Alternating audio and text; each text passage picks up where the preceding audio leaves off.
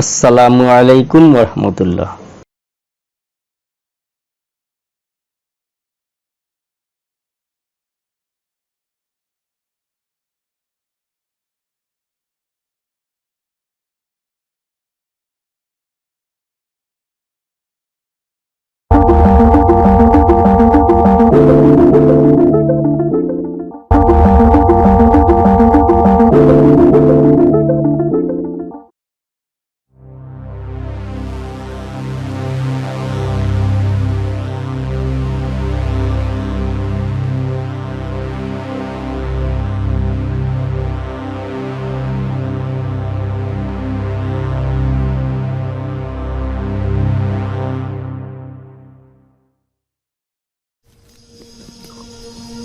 ফিরে এলাম নতুন আরেকটি ভিডিও নিয়ে। আমাদের নতুন আরেকটি ভিডিওতে সবাইকে স্বাগত।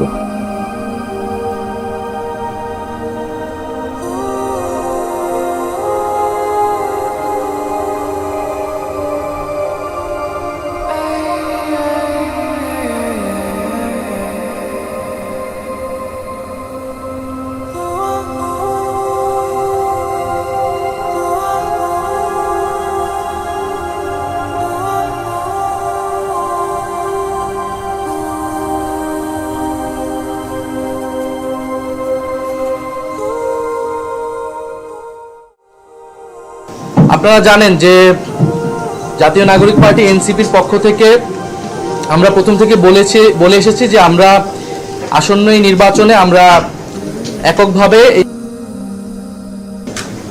আমরা 300 আসনে প্রার্থী দিতে চাই এবং সে অনুযায়ী আমাদের প্রস্তুতি এবং পরিকল্পনা চলছিল।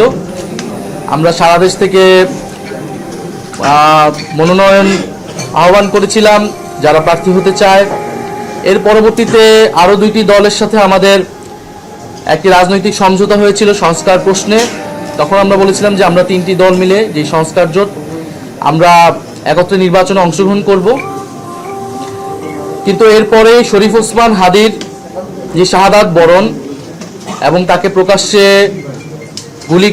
গুলি করার মাধ্যমে বাংলাদেশের রাজনৈতিক প্রেক্ষাপট অনেক বেশি পরিবর্তন হয়েছে। এই হত্যাকাণ্ড, এই শাহাদাত বরণের মধ্য দিয়ে আমরা বুঝতে পারছি যে বাংলাদেশে যে আধিপত্যবাদী আগ্রাসনী শক্তি তারা এখনো কার্যকর রয়েছে। গণ অভ্যুত্থানের মধ্য দিয়ে যাদেরকে আমরা পরাজিত করেছিলাম তারা এখনো চক্রান্ত করছে নির্বাচন বানচাল করার জন্য। তারা চক্রান্ত করছে এই যে সংস্কার এবং নতুন বাংলাদেশের অগ্রযাত্রা সেটাকে ব্যাহত করার জন্য, এবং তারা চক্রান্ত করছে এই জুলাই প্রজন্মকে নিঃশেষ করে দেওয়ার জন্য। সেদিন ওসমান হাদির গায়ে গুলি লেগেছে, কালকে আপনার গায়ে লাগবে, পরশুদিন আমার গায়ে লাগবে।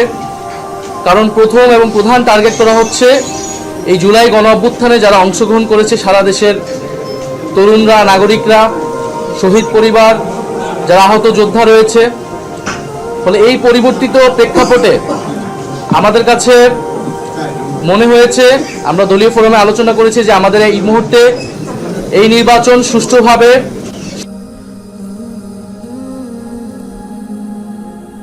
এবং যাতে আধিপত্যবাদী কোনো শক্তি আমাদের এই গণঅভ্যুত্থান পরবর্তী অগ্রযাত্রাকে ঠেকাতে না পারে, সেজন্য আমাদের বৃহত্তর ঐক্য প্রয়োজন।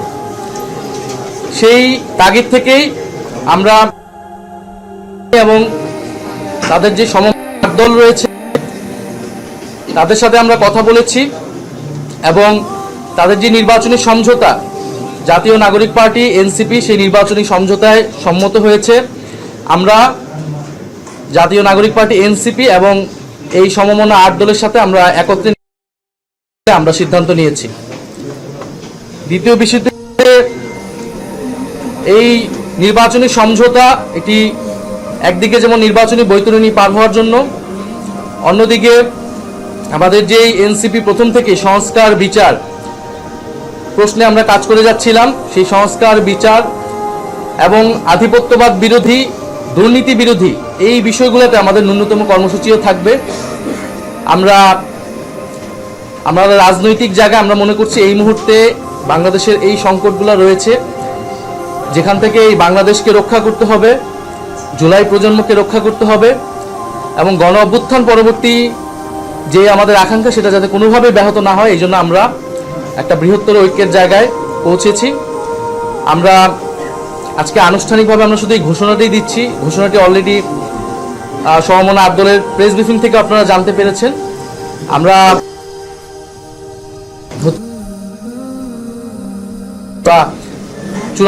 চূড়ান্তভাবে আপনারা ঘোষণা দিব এবং সমঝোতায় আমাদের যে প্রার্থী তারাই নমিনেশন ফর্ম জমা দিবেন এবং সারা বাংলাদেশে আমরা একত্রে নির্বাচনে অংশগ্রহণ করব এবং জাতীয় নাগরিক পার্টি এবং তাদের সহযোগী সংগঠন গণভোটের পক্ষে ক্যাম্পেইন করবে এবং যেখানে আমাদের প্রার্থী থাকবে না সেখানে অন্য যারা প্রার্থী থাকবেন এই সমঝোতা তাদেরকে সহায়তা করবেন, তাদের পক্ষে ক্যাম্পেইন করবে। আমাদের এই আনুষ্ঠানিক ঘোষণাটার জন্যই প্রেস ব্রিফিং। আপনাদের যদি প্রশ্ন থাকে সেই প্রশ্নের প্রেক্ষিতে হয়তো আমরা পরিচয় দিয়ে প্রশ্ন করবেন। আচ্ছা, আমি জাহিদ এখন টিভিতে কাজ করি। আমার প্রশ্ন হচ্ছে যে অনেকেই আপনাদের সিদ্ধান্তকে আজ করতে পেরে অনেকেই মনোনয়ন প্রত্যাহার করেছে, দল ত্যাগ করেছে, কেউ কেউ হয়তো ভেটেও দিয়েছে ইন্টারনেটে। এটা কি মনে হয় আপনাদের মধ্যে এনসিপির মধ্যে একটা ফ্র্যাকশন হয়ে গেল, একটা ভাঙনের শুরু কি আমরা দেখতে পাচ্ছি এর মধ্যে? আমরা জাতীয় নাগরিক পার্টি এনসিপির যেই নির্বাহী বডি রয়েছে আমরা সেখানে এটা আলোচনা করেছি এবং আমরা কিন্তু এখানে সংখ্যাগরিষ্ঠের মতামতের ভিত্তিতেই এই সিদ্ধান্তে উপনীত হয়েছি এবং যখন যে কোনো বিষয়ে মতামত নেওয়ার ক্ষেত্রে অনেকের ভেটো থাকতে পারে, বিরোধিতা থাকতে পারে, সেক্ষেত্রে তিনি নির্বাচন করবেন কিনা, দলে থাকবেন কিনা এটা একান্তই তার ব্যক্তিগত সিদ্ধান্ত। আমরা মনে করি যে আমরা সারা বাংলাদেশ থেকে জাতীয় নাগরিক পার্টির যারা নেতাকর্মী রয়েছেন, জাতীয় নাগরিক পার্টি এনসিপি সহযোগী সংগঠন এবং তার কেন্দ্রীয় কমিটি সবাই এই সিদ্ধান্তের সাথে ঐক্যমত রয়েছে।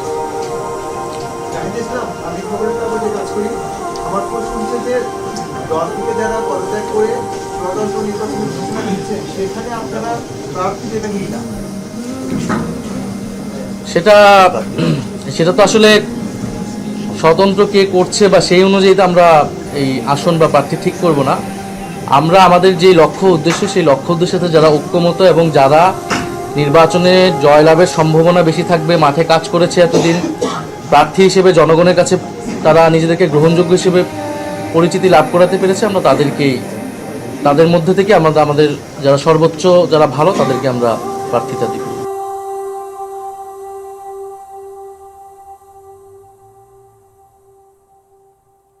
বলেছি যে গণ অভ্যুত্থানের মধ্যে দিয়ে আমরা নতুন বন্দোবস্ত প্রতিষ্ঠা করতে চাই, যেটা গণতান্ত্রিক, যেটা বৈষম্যহীন, যেটা অন্তর্ভুক্তিমূলক এবং ফ্যাসিবাদী কাঠামোটা ভেঙে আমরা বাংলাদেশ রাষ্ট্রের সংস্কার করতে চেয়েছি। সেটার জন্য কিন্তু আমরা ঐক্যমত কমিশনে সেটার পক্ষে দৃঢ় অবস্থান করেছি, আমরা দৃঢ় অবস্থান নিয়েছি।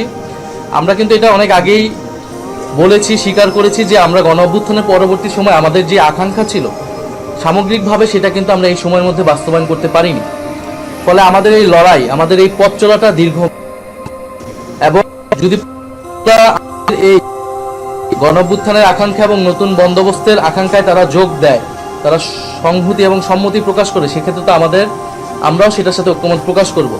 কারণ এই বাংলাদেশটা তো আমরা সকলকে মিলিয়ে গড়তে চাই।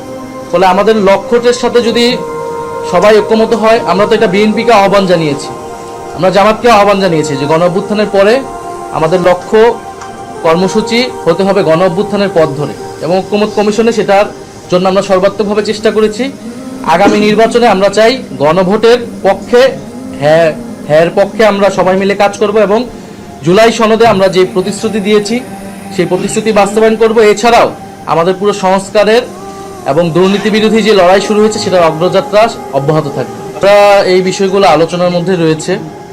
আপনি যেটা বলেছেন এটা কিন্তু খুবই রিসেন্ট সময়ে আমাদের সিদ্ধান্তটা নিতে হয়েছে, কারণ পরিবর্তিত রাজনৈতিক প্রেক্ষাপট অনুযায়ী।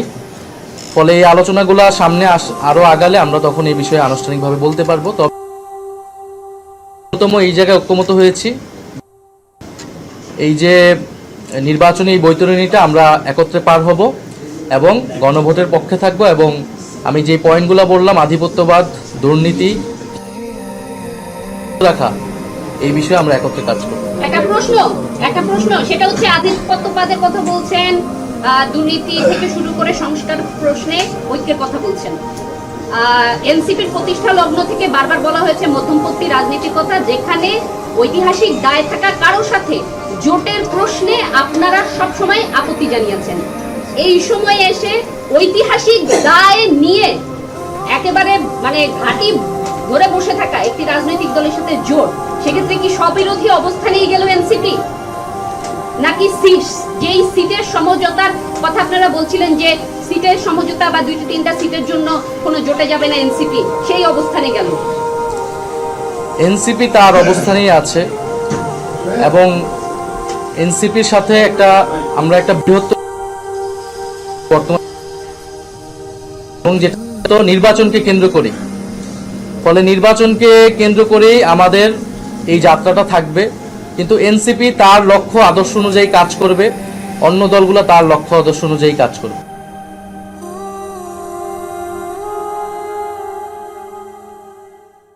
দেখা হবে পরবর্তী কোনো ভিডিওতে। সে পর্যন্ত সবার সুস্থতা এবং নেক হায়াত কামনা করে এখনকার মতো আল্লাহ হাফেজ। পরবর্তী ভিডিও আসার আগ পর্যন্ত ভালো থাকা হয়ে যেন। পরবর্তী ভিডিওতে আমরা সবাই মিলে নতুন কোনো শিক্ষা তথ্যে যুক্ত হব, কেমন?